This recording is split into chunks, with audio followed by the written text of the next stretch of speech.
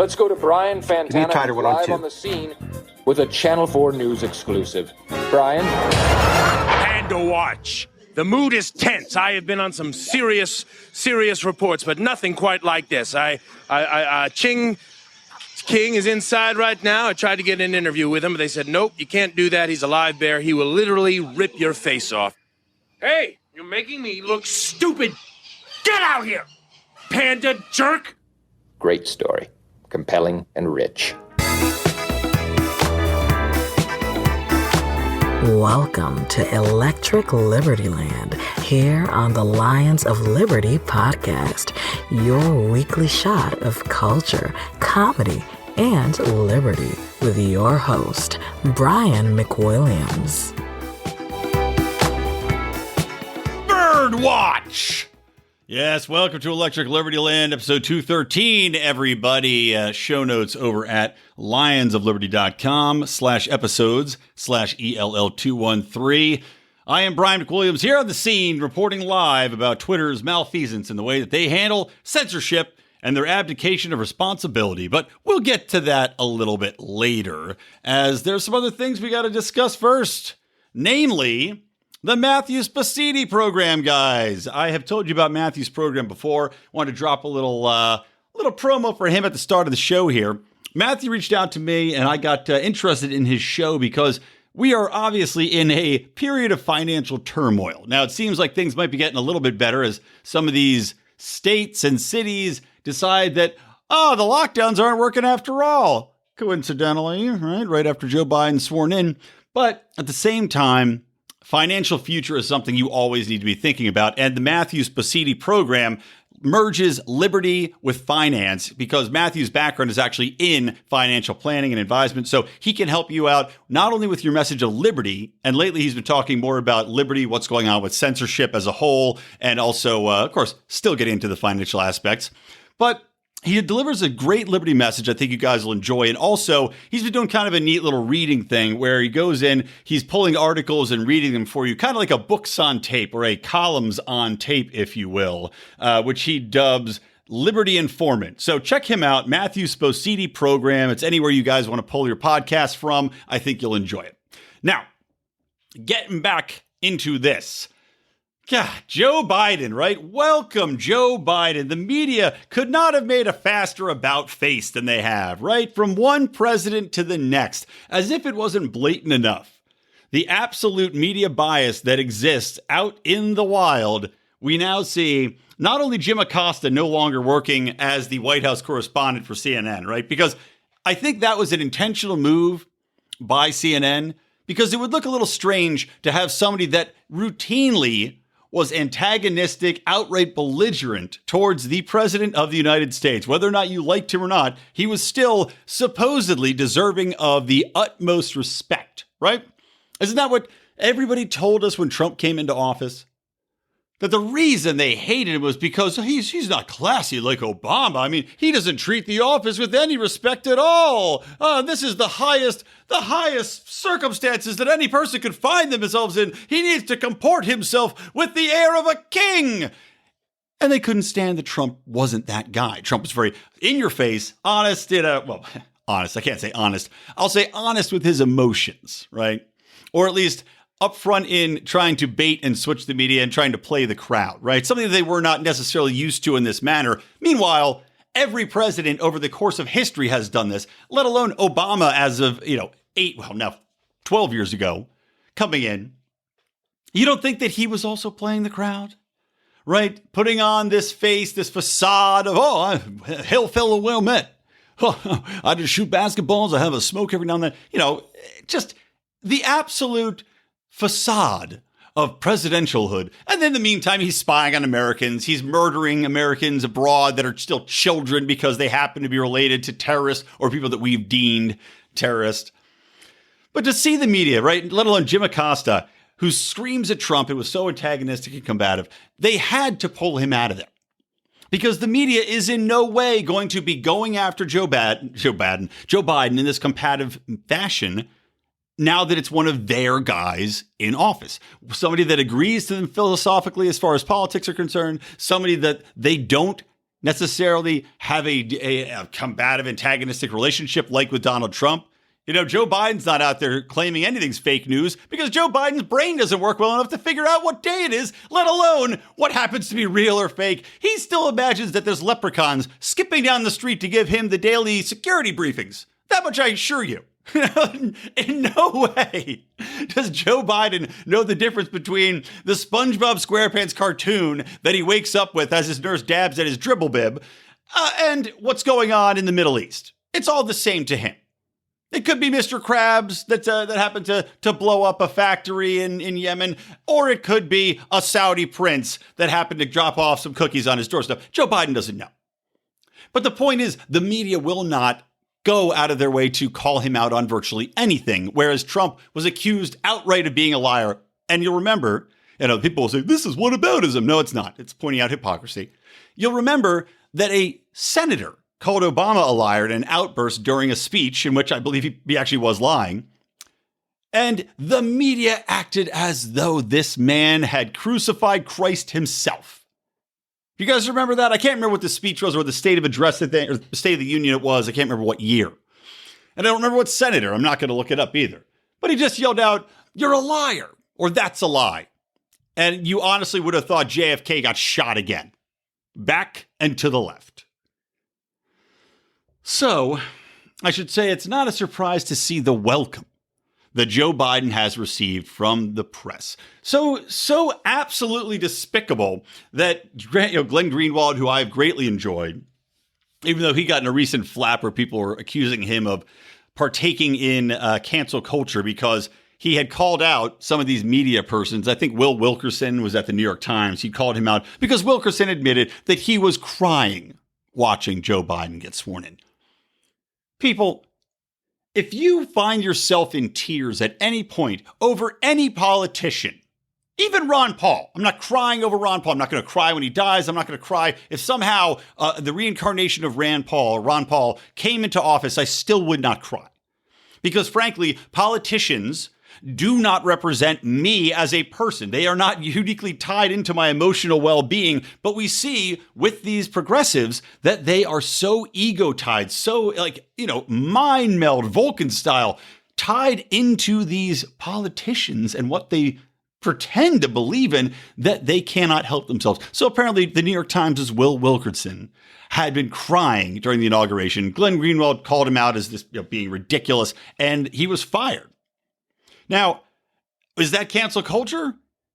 I don't know. I would say arguably it's not. There's not a mob calling for the firing of this guy. It was Glenn Greenwald pointing out that this is a bit of a ridiculous reaction from somebody that is pretending or at least considering themselves on the surface level to be an unbiased journalist, as they would say, literally weeping over a president coming into office that he likes. So anyway, in another instance of this unbelievable bias, Glenn Greenwald had called out reliable sources and Brian Stetzer because they had cut to the Biden, the new gal, Jen Psaki.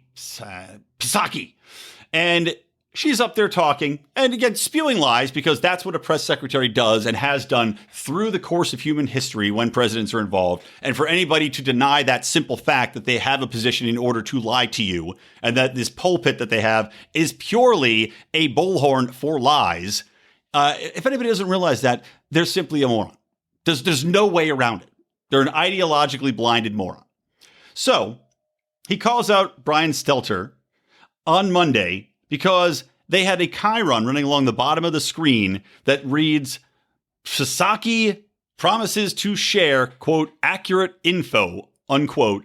And then CNN, aka Brian Stetzer, inserts in parentheses, how refreshing. There you go. Well, if you're a fan of math, you add these things up where I just told you that anybody that didn't think that you're being lied to constantly by your government, and namely by the press secretary, is an ideologically blinded moron. And then you have Brian Stetzer saying how refreshing it is to not get, or to get quote unquote accurate info from a press secretary. Ipso facto, Brian Stetzer is a moron. I'm shocked on a daily basis he has a job. But then again, I'm shocked that most journalists have jobs.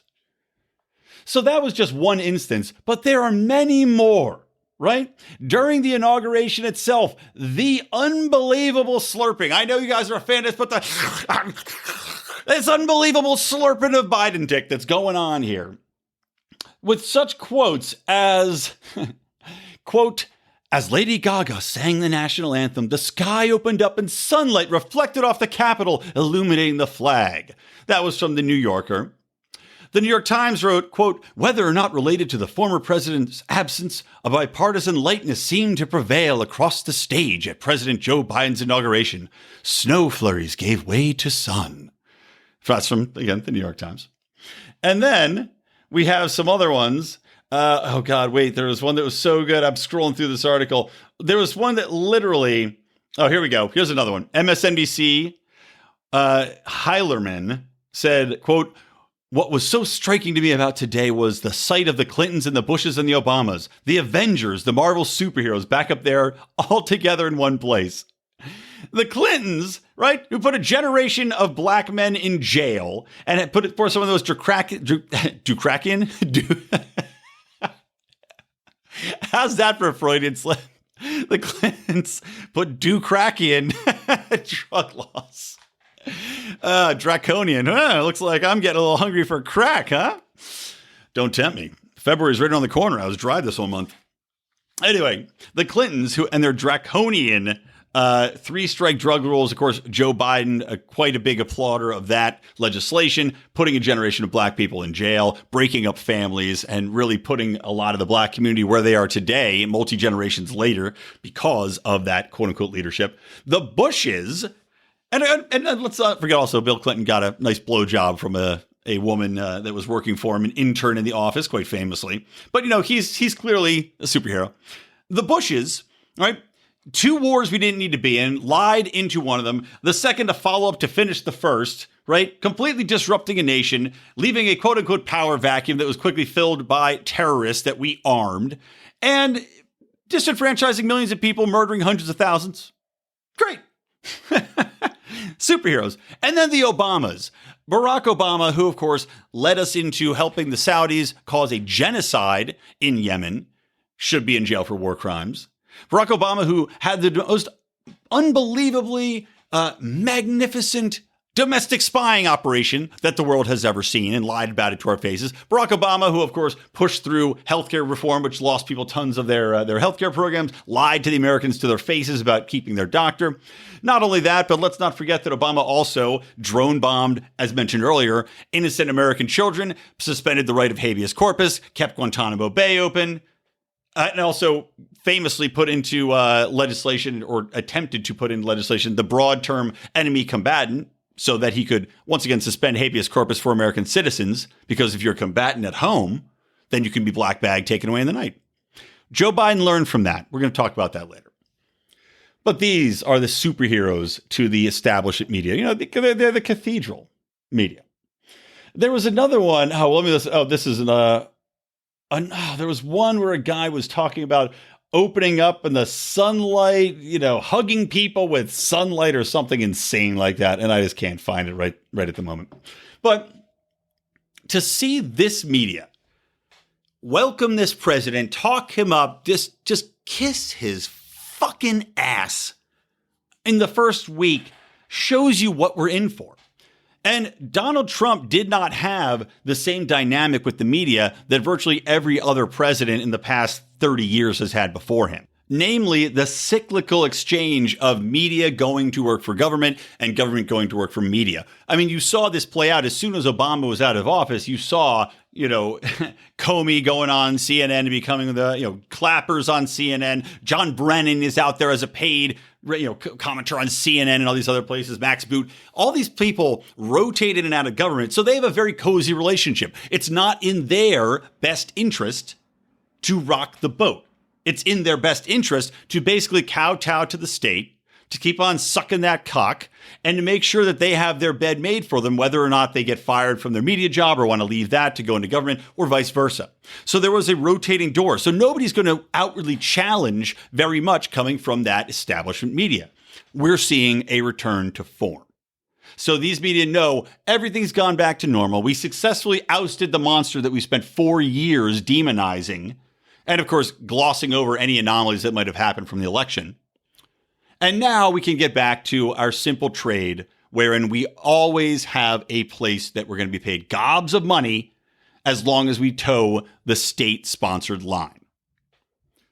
So naturally, Joe Biden is being welcomed. Now, Joe Biden is coming in, and don't worry, I'm going to get to Birdwatch soon. I'm building up to Birdwatch. But Joe Biden's coming in, right? And he says immediately, I'm going to take all these executive actions. Come on, man. We're going to go do it. We're going to put executive actions out there. We're going to make a difference. So in his second week, he's just signing all these executive orders, right? Some of them are taking back some of what Trump did. Like, for example, I think he's trying to take back some of the Title IX stuff. One of the executive orders was to allow transgenders back in the military. And let me tell you, I have an issue with that.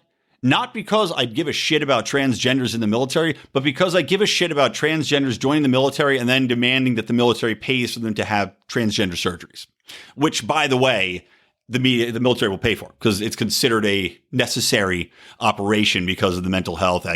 You'll have doctors say that this is a requirement. So basically, if you want to get a sex change or you're transgender and want to, do whatever to your body, join the military. There you go, free sex change. So he wrote an executive order rolling that back.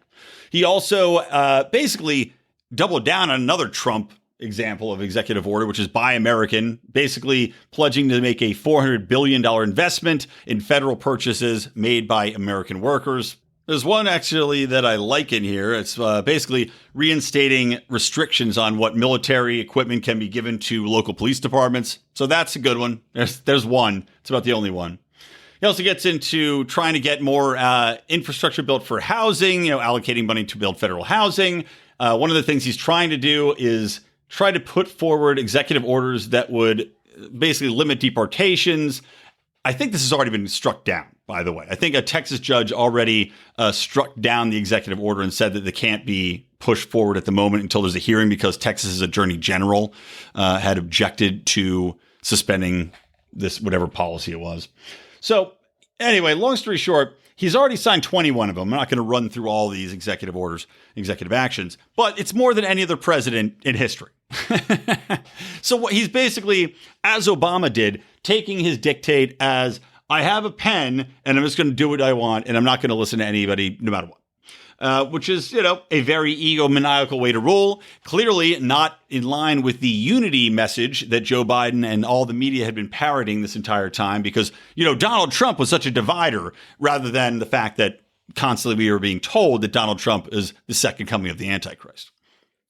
So it's interesting to see what's going to roll out here as he finishes up and how many are going to be challenged. But he is wasting no time, probably because he knows he's going to die soon. And let's be honest, there was that whole flap about Joe Biden riding a Peloton, right? And Pelotons have cameras in them. So I guess you could turn on your camera if you want somebody to see you working out. I don't know. I don't know who wants to be seen pedaling on a bike and huffing and puffing and blowing sweat off their nose. But I guess you could hack into this camera because they are Wi-Fi enabled, obviously, and spy on Joe Biden. Again, why would anybody want to? But I thought it was kind of funny, and I made a Twitter joke. I said, oh, is this so people can, they don't want to have Peloton cameras be accessible because they don't want to see a second president die on camera. The first, of course, being JFK. Ba-dum-bum. Dark humor, folks. Dark humor. But clearly Joe Biden, probably not long to live. Okay, moving on. So that's a little bit of the early Biden stuff. And I'll circle back to Biden a little bit later because I want to talk about this domestic extremism. But before I do that, let's talk a little bit about COVID.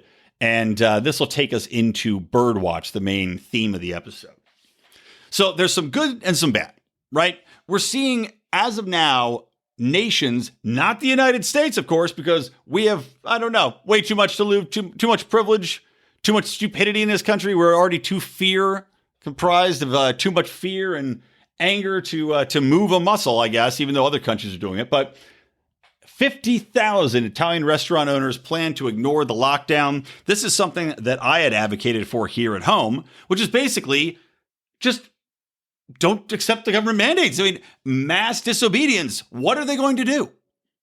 If every restaurant, if every business just said, no, fuck off, I'm going to open up, Why wouldn't you? Why? I mean, you need people to come together in solidarity, but all of these businesses here in the U.S., maybe because they're throwing these loans at them, but all these businesses are just taking it on the chin. You've already seen something like 60% of small restaurants are being forced to close. If you drive down any main street, I'll tell you, Abbott Kinney, which is a main thoroughfare for retail down by Venice Beach here in Los Angeles, half the stores are empty. You know what aren't empty? Oh, the big retailers, because they can afford it. Just like I was talking with Joe Biden's idiotic plan to introduce $15 minimum wage, well, basically that's going to be a job killer too, so you're doubling down. But it's interesting timing. There's so much that's interesting timing. And I'll give J.D. Holton, who's a guy I know from out here in Los Angeles who is very involved in the Mises Caucus. He had pointed out that coincidentally, if you look at this, it's the perfect time for politicians to introduce a $15 minimum wage because we know it's a job killer. We know it's going to introduce robots and automated workers. There's already, I gave examples last show about, people that are going to have robots folding garments. There's already pizza making robots. There's already all sorts of technology coming through, robotic technology that's going to replace people. And this is the perfect way to do it. But JD pointed out, on my Facebook page when I posted about this minimum wage bill, is you can obscure the actual impact of that $15 wage bill, aka the negative impacts of it, by reopening at the same time and then say that unemployment decreased when they introduced the regional minimum wage or the federal minimum wage. That is devious and just might be exactly what they're doing. Because it's true. You'll get a net zero because people will see the rising employment numbers from reopening and ignore the fact that they would have had a massive amount, an employment jump of 50% overnight by reopening, where now it's going to be an employment jump of 20% because the other 40% are going to lose their jobs to this minimum wage hike. Very interesting approach. And I give JD credit for 4D Trump chessing us there, but that very might be the case. But, we're seeing these Italian restaurant owners push back. You're also seeing riots in the Netherlands right now. And I can't say I approve of them because these people are going out kind of Black Lives Matter style and wrecking shit, breaking windows, destroying private property, burning cars, which is not necessary. Sorry. How does it help to break someone's store window and to burn it down when it's closed because of COVID lockdowns? Fucking idiots. However, the sentiment of it, I can agree with. And it's sad that we have not seen it here, but they're saying they're on the brink of a civil war, Now, we're seeing other sides of this coin, though. Well, we've got people in Italy standing up for themselves, people in the Netherlands rioting to stand up for themselves. You have examples of the UK population, wherein some 65%, I think, of the people, or 70% of the people there, when polled, said that they were in support of lockdowns to this day.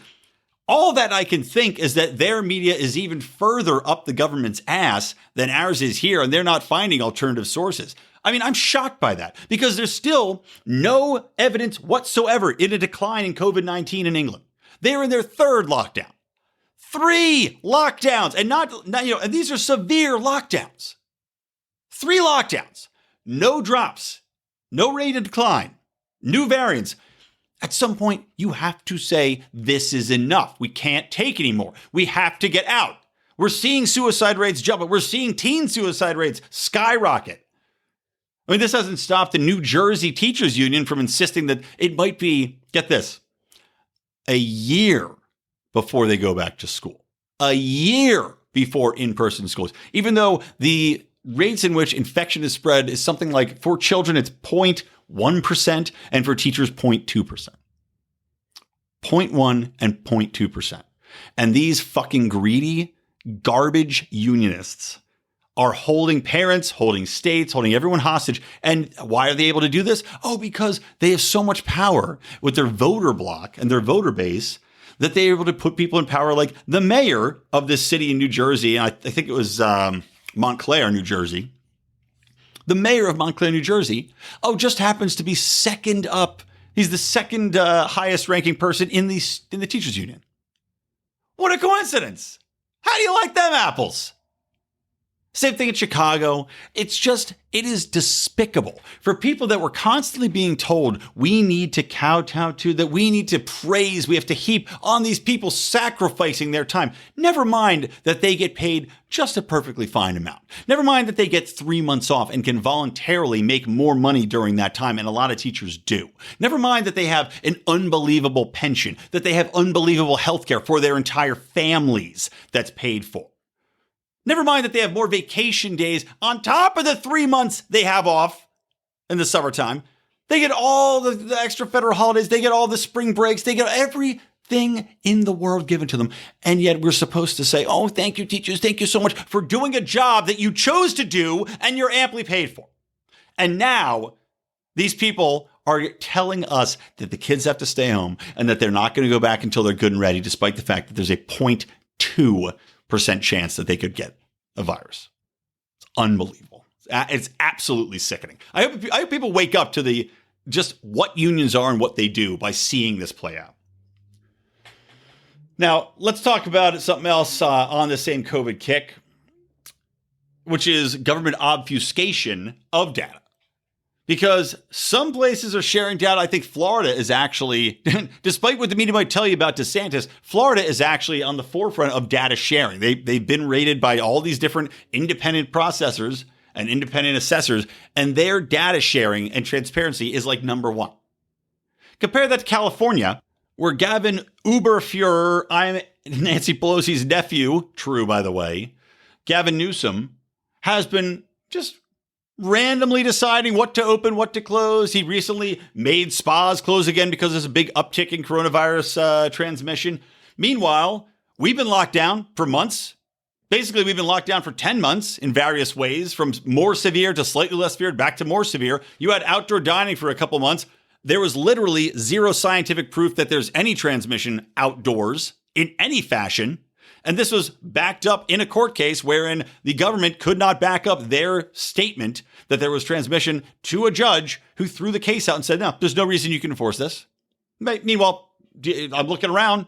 There's still a bunch of pussy-ass restaurant owners that have done nothing. They haven't banded together like Italy, even though they have this mandate that says California cannot enforce this, not from a legal perspective.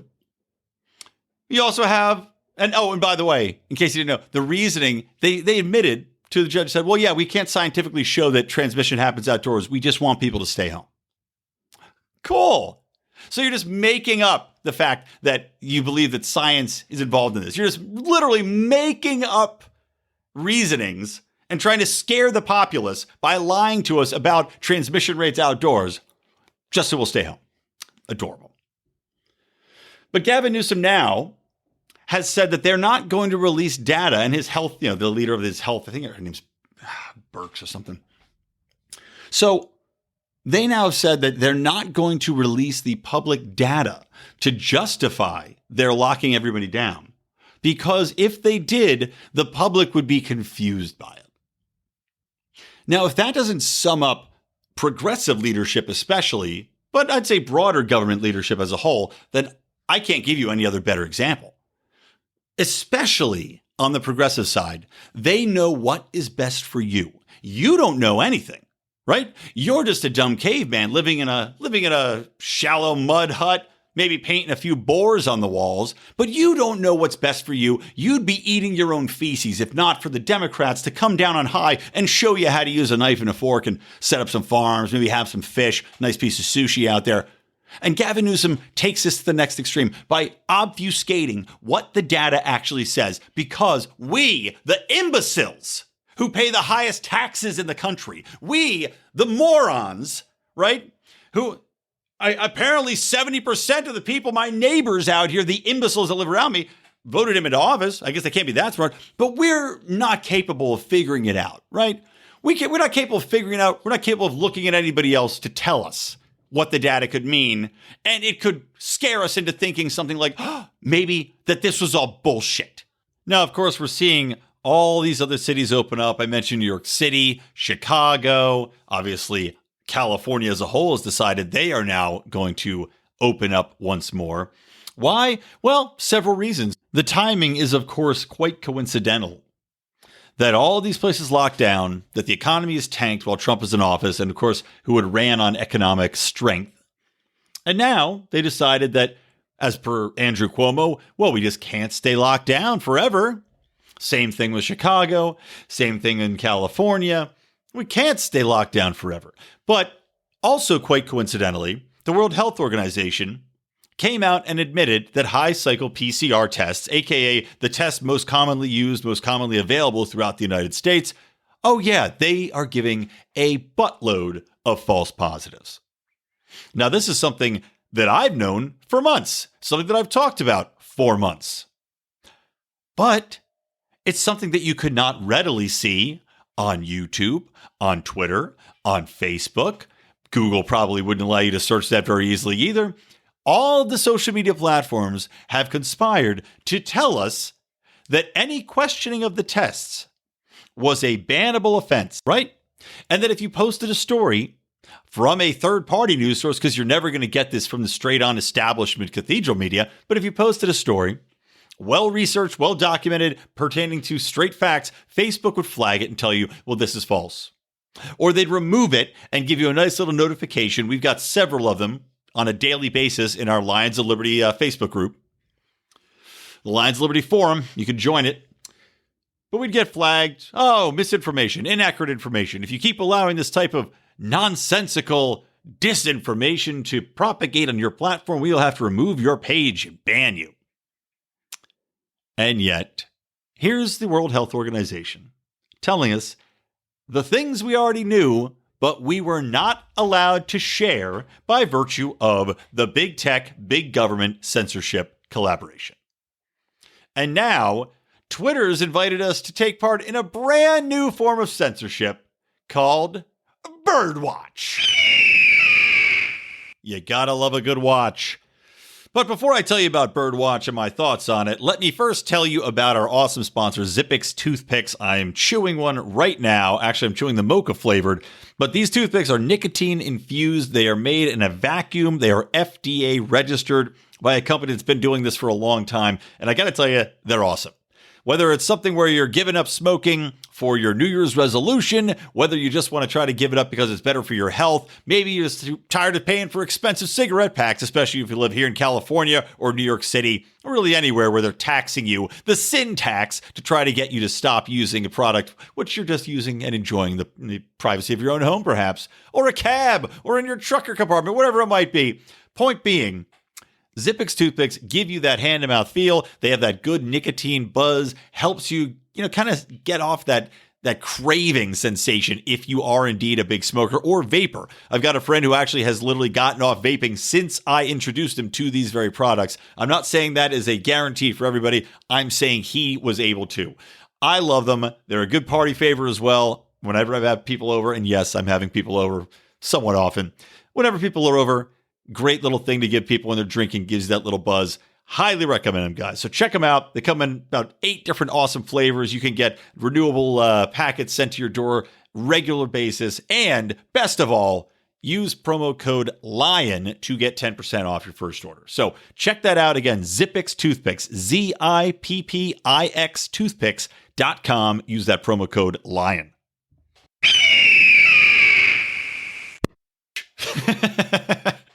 Do that coming in and out of everything from now on. We're no longer the Lions of Liberty here. We are the Bird Watchers of Bibbidi. Bibbidi Bobbidi Boop. That's the new name of the show. Birdwatch, guys. This is one of those things where on the surface, right, you look at what Twitter's doing. Twitter that has been Nazi-like in their application of a ideological regime, handing down bans, checking you for your papers, demanding that you only use certain phrases, demanding that you not use other phrases, and of course, purging themselves, sending you off to the gulags or the showers should you dare to cross the imaginary line which they continuously move. And they've decided that instead of handing down these bans for what seems like random reasons by a group of administrators that are left-leaning, to put it gently, they've decided that they're going to introduce a new platform called Birdwatch. And you can volunteer to be a bird watcher. And all that really means is that you're going to be reporting and adding content and, as they say, framing the issue or adding additional information to somebody's post. Now, I don't know if all of these comments are going to be visible right away. I'm reading the BIRDWATCH site where they say that initially they're going to be reported only on the BIRDWATCH subsite, which you can find and, I guess, interact with if you volunteered for the program and see how it works. But essentially, all it is subtweeting with facts, right? Pointing out what's accurate or not. And then I guess Twitter's going to use this to culminate a database and then roll it out at large. Now, how this exactly helps, I don't know. They're not necessarily saying they're going to delete your tweet. They're not saying that they're going to ban you. But what's the end game then if that's not going to be the case? Is it going to be automatically fact check you in real time like Facebook does?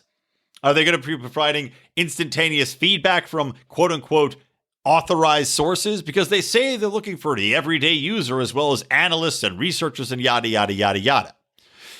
The goal for Twitter is to avoid having a rule by majority type system like they have now, basically where all these people get reported over and over and over again and flagged, and then Twitter bans them because the pretty much progressive mob has decided they have to cancel them. They want to try to avoid that.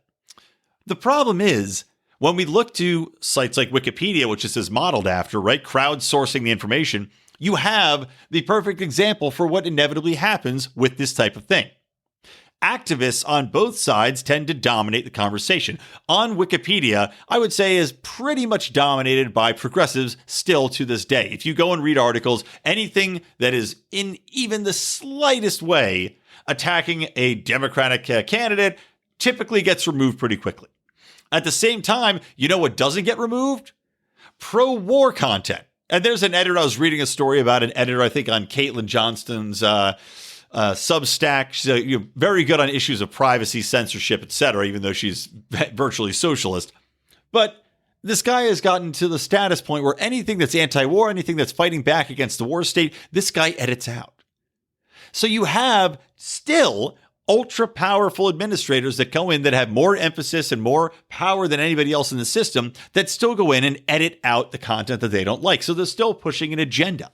Now, to me, all this does is enable them to continuously censor, except put it behind this veneer of, oh, no, it's being crowdsourced, right? This allows them to abdicate the responsibility for censoring it, instead letting the armies of wokeism come at you like the armies of Mordor pouring out from behind the mountain.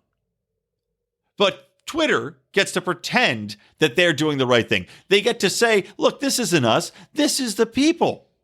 This is crowdsourced. We have no control over it. We're just trying to get the most accurate picture. We're helping to have people cross-check it and give different opinions and find out where the truth really is. But as we know in 2021, as we've seen over the last 5 years or so, truth is the most subjective thing at all. There seems to be no more objective reality to people anymore because their brains have been so warped and twisted by the worldviews portrayed by the media, by the online echo chambers they find themselves in, that I don't see how this is possibly going to succeed. Maybe I'm wrong, but to me, it still seems like this is just a smokescreen to allow Twitter to keep on with the exact same practices that they've had before, except obfuscated behind this shimmering veil of crowdsourced truth-telling magic. Now, again, it's interesting that they're coming out with all these new mechanisms, right? That they want to now help free speech. They don't want to censor as much right after Joe Biden is elected. They didn't have a problem with it before that. They didn't have a problem censoring all of this sensitive information from the public. Obviously, they closed down any discussion about COVID as a whole. But now that Joe Biden's in there, now we're seeing, let's have everybody talk. Let's just have it, let's just have the crowd get involved and fact check a little bit. It's also interesting, too, that after this comes out, after we've been told that Joe Biden's going to cure it, after we've been told that Trump's vaccination rollout was atrocious, that Trump was to blame for the 400,000 lives, now you also have Joe Biden coming out and saying that there's nothing we can do about the trajectory of the coronavirus. Now, if you had dared to stay this, to argue against it, to argue that, in fact, the trajectory was always going to be the trajectory, you would, of course, been banned and censored before. But now, even Joe Biden, the president, can say it after promising the opposite. There's also the empirical data rolling out as to the consequences of the lockdowns, which you're also not allowed to challenge whether or not lockdown should be legal or not. I think famously in the UK, they threatened to put people in jail. And was it Australia? I think a woman was arrested in her home because she dared to post on social media that she was not going to be obeying the lockdowns. But now you have empirical data coming out showing that we have the greatest rise in inequality ever over the last 6 months.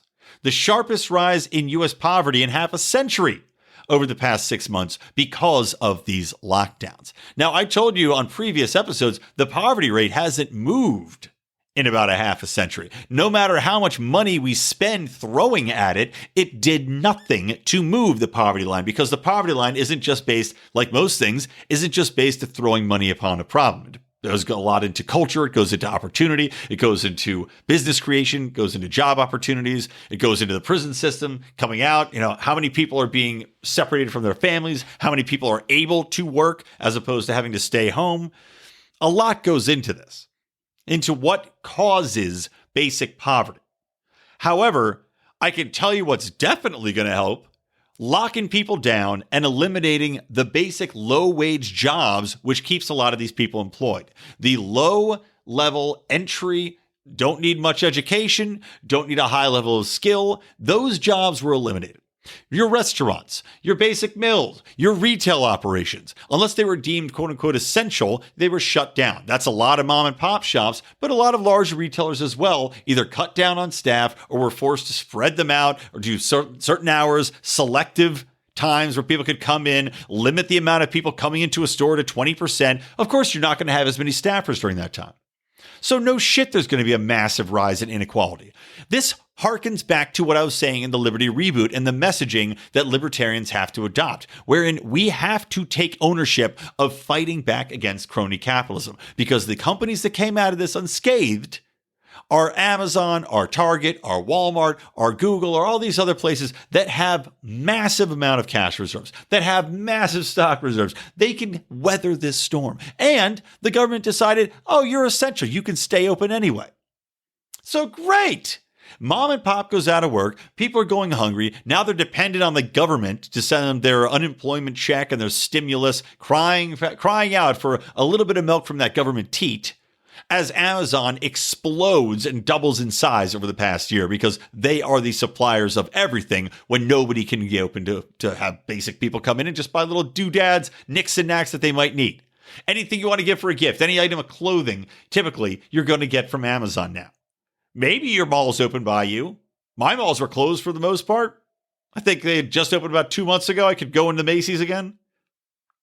So we're seeing that cronyism. And as I stated, the cause for the gap, they always talk about the gap in equality. The wages, the highest wage earners and the lowest wage earners in America keeps getting bigger and bigger. That is the fault of government. That is the fault of cronyism, of regulations, and a government stifling the ability to create new jobs by virtue of small businesses opening up and giving low-level employees wages suited to where they are at skill level wise, not forcing them to pay $15 an hour. Well, of course, that would, kind of like JD Holton was saying earlier, if we open it up, now everybody will say, yay, let's go back to work, but $15 an hour. So let's see how much actual employment we get out of it. Man, I'm telling you, I am having trouble keeping my damn train of thought now, because I started recording, then got interrupted because I was trying to get this thing done before my little baby girl, my 1-year-old, came home. Because otherwise, what happens is this: I get on a roll and then I kind of jump in and jump out, and it's hard to get it back, man. Especially after I'm like, now I'm tired. I ate dinner up with her. She refused to go to bed for a while. And now I'm like, God damn it, trying to keep myself focused here to finish this episode. So apologies if I'm a little off right now. All right, let's just move on. Let's talk a little bit about violent extremism on the domestic front, because that's one of the scariest things that I've heard bandied about in a while, even more scary than Obama's enemy combatant language that I discussed earlier in the show. Joe Biden's talking about how we have to have a bill to fight domestic violent extremism. And of course, John Brennan, noted shill, noted CIA murder monkey, he of course comes out and starts listing off the ideologies: religious extremists, native extremists, militias, and of course, ... even libertarians. He threw a wide net that is virtually all encompassing. And you've had some pushback. I mean, Tulsi Gabbard lately, she has been very good on the topics libertarians care about. Yeah, I know she's got socialist views when it comes to healthcare, when it comes to the environment, but I will give her credit where it's due. She has been pushing back on all the right things. Now, unfortunately, she's also leaving her position. She's starting a podcast instead. Great. Thanks, Tulsi. We have enough podcasts. But still, she is on point when she talks about just how dangerous this is. She said this. Here's a quote from her. When you have people like former CIA Director John Brennan openly talking about how he's spoken with or heard from appointees and nominees in the Biden administration who are already starting to look across our country for these types of movements similar to the insurgencies they've seen overseas, that in his words, he says, make up this unholy alliance of religious extremists, racists, bigots. He lists a few others, and at the end, even libertarians. Yeah. What characteristics are we looking for as we're building this profile of a potential extremist? What are we talking about? Religious extremists? Are we talking about Christians? Evangelical Christians? What is a religious extremist? Is it somebody who's pro-life? Where do you take this? And that's exactly right. When you have a progressive leadership in place looking to find who would be considered extremists, where do you draw the line? Where do you draw the line on who's being spied upon? We already passed through again the USA Freedom Act, the NDAA. All these things got re-upped because we have the Republicans and the Democrats united in their contempt for the American people with very few exceptions. So where do you take this? If it's all about control and power, well, if they both want power, they're not going to object too much to specific language, maybe the religious part of things, but still, are you going to say accept Christians? Because if you're trying to find extremists, well, I'm sure there's Christian extremists out there, so you have to include them. You can't say that libertarians just want to live free because, hey, look at all the militias. We found some libertarians that stormed the Capitol. I'm sure there was at least one in there, right? So where do you draw the line? This enemy combatant taken to the utmost extent as far as who will be spied upon, who will be limited in what they can do. I mean, it all ties in to the concept I was talking about earlier, the social credit, because they're going to be monitoring your social media, they're monitoring all of your email communications, etc., to limit what you can do, where you can go, who you can bank with. And now they're going to come after your basic freedom and probably throw you in jail. And let's not forget that I can't say all over the past year with BLM and all the other crazy crap that's happened, like in Austin or Nashville, some guy blew up an RV and didn't hurt anybody. But they'll point to mass shooting events, which there are still, by the way, very, very infrequent. Your odds of dying in a mass shooting are less than being attacked by a shark. But they'll say that because we have all these instances of domestic extremism, we need this. But let's not forget, too, that we had a general testify to the Senate committee that all of the spying apparatus, right, all of that giant specter-like entity that Obama had put into place to spy on the American people, all of the data collection they did, all of the hops that the FBI could have, all of the reading of emails and the monitoring of text messages, all of that netted a big fat zero when it came to actually stopping domestic terrorists or foreign terrorist threats to the United States. And what they did stop, what the FBI did bust, was instances where people were basically trapped by the FBI into committing these acts, where the FBI sees somebody that looks a little vulnerable and then says, okay, go after that guy. Let's see if we can get him to do something. And then, they stop it. Meanwhile, we don't know how much they had to do with it. We don't know if this guy was just a ride along. It could have been the FBI that built the bombs, drove it out there, had the van, and then said, hey, come here, we're going to do this thing. And then they blame the whole thing on him. It's just unbelievable. It's unbelievably dangerous. It's unbelievably terrifying. And we're walking head first with the mass approval, I guarantee you, of virtually the entire progressive world to battle these extremists without realizing that will be turned on them. Just like any government apparatus, these people never seem to learn, right? If you get rid of the filibuster, it's going to come back and haunt you. If you lower the threshold for what you need as far as a vote to put something through in Congress, it's going to come back to hurt you because it always is going to flip-flop. Now, maybe you could argue that the Democrats are going to completely stay in power because of some bill that they just tried to push through, and I think is currently, I'm not sure where it is exactly, but I read about this bill.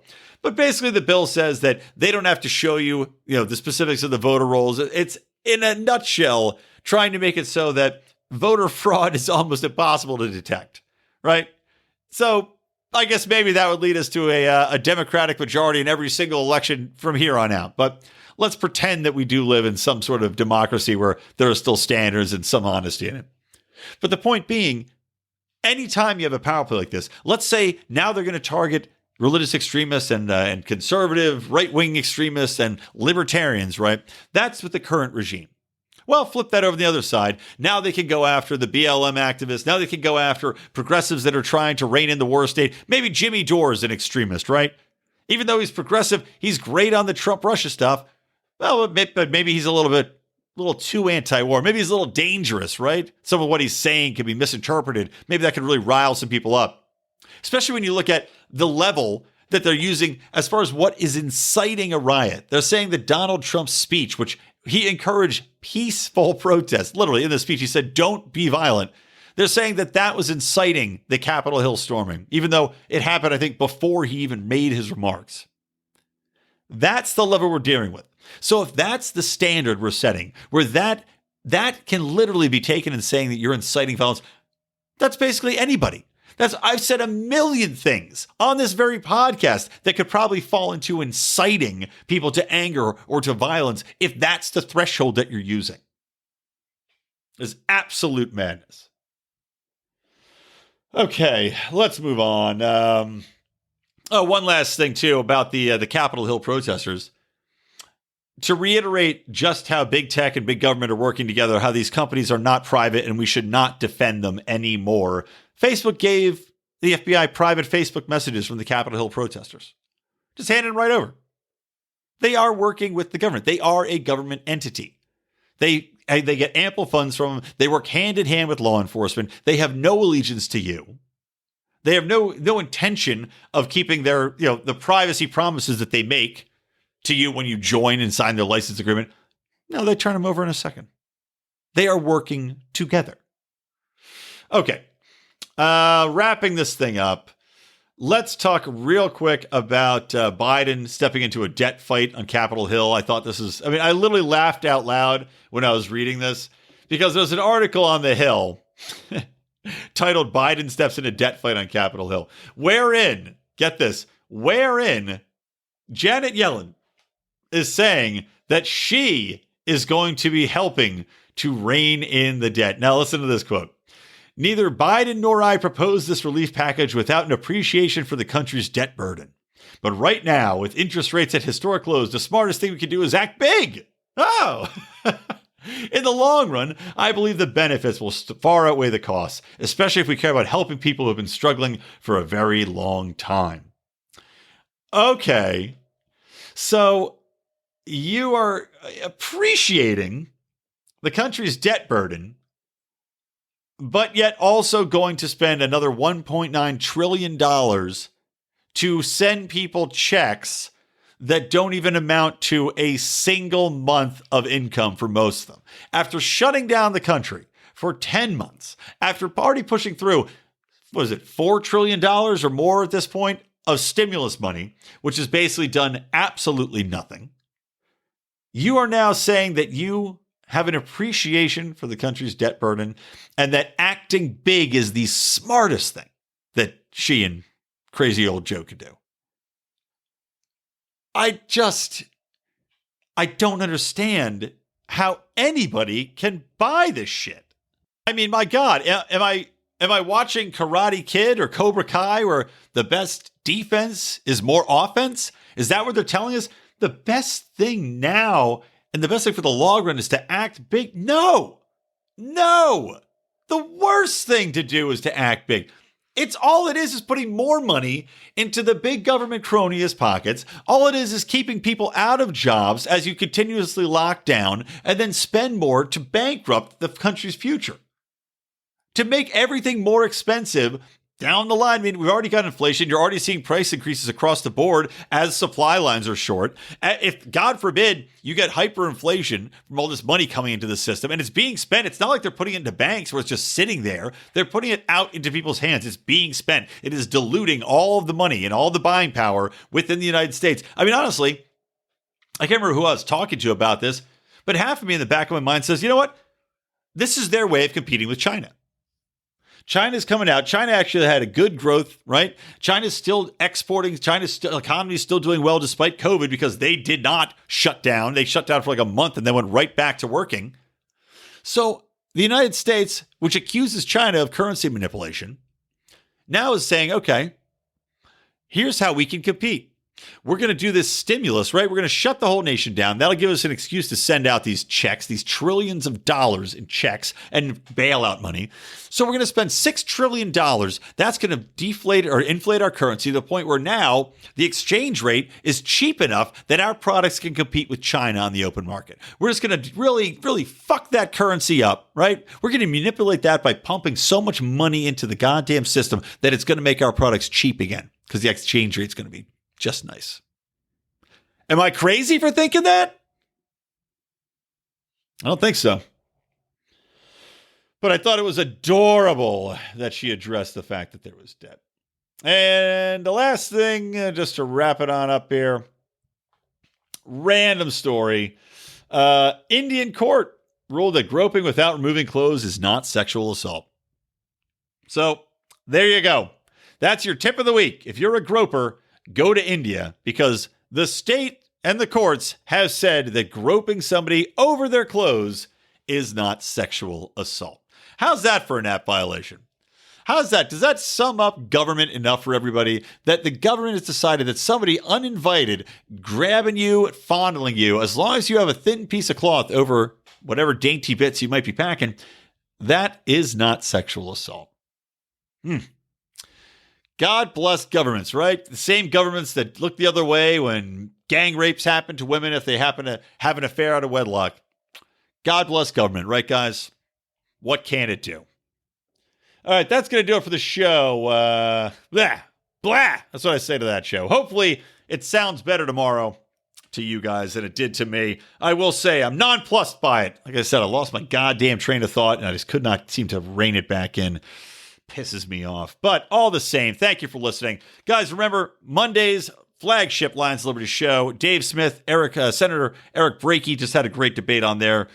Listen to that. Fantastic show. And also welcome to all of you new listeners. Hope you're enjoying the content here at Lions Liberty. Always listen to the new Finding Freedom with John Odermatt on Fridays. And of course, I am here every Wednesday, slapping you upside the head with some current events, some comedy, and some lost trains of thought. Just a train crashing into the station, skidding off the end of the platform, and crushing several school children and a nun below. That's what this show turned out to be. All right, guys, that's going to do it. So for me, Brian McWilliams from the Lions of Liberty and from Electric Liberty Land, always stay plugged in to Liberty.